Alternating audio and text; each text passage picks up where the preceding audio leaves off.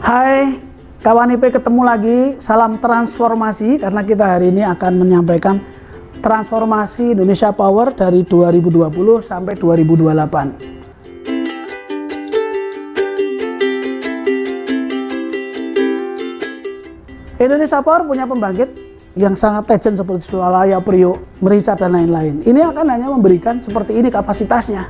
Tidak cukup untuk perusahaan kita bertumbuh kembang, sehingga kita harus mencari lagi sumber-sumber kreatif untuk menciptakan pembangkit-pembangkit lain, partnership dengan yang lain. Apa itu?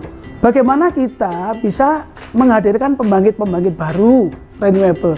Bagaimana kita juga bisa bisnis MRO, maintenance, kemudian juga operation, tapi juga reverse engineering.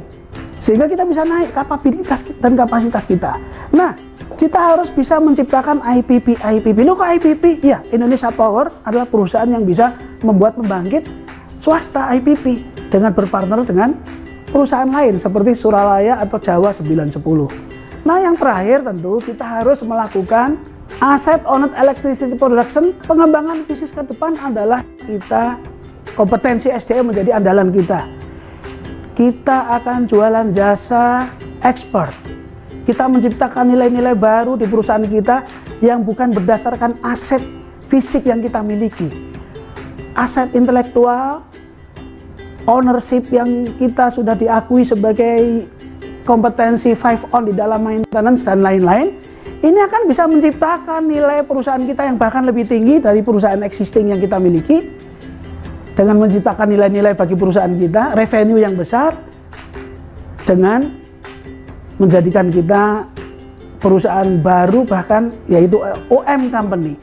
Bukan hanya di Indonesia dan bukan hanya milik PLN, tapi juga di luar negeri atau pembangkit-pembangkit di luar PLN.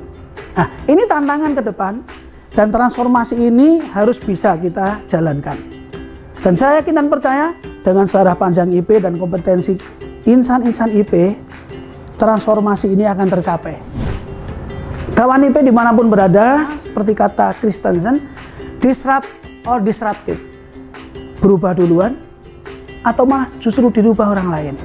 Nah, ketika kita berubah duluan, kita akan menjadi pemenang. Sampai jumpa pada episode berikutnya.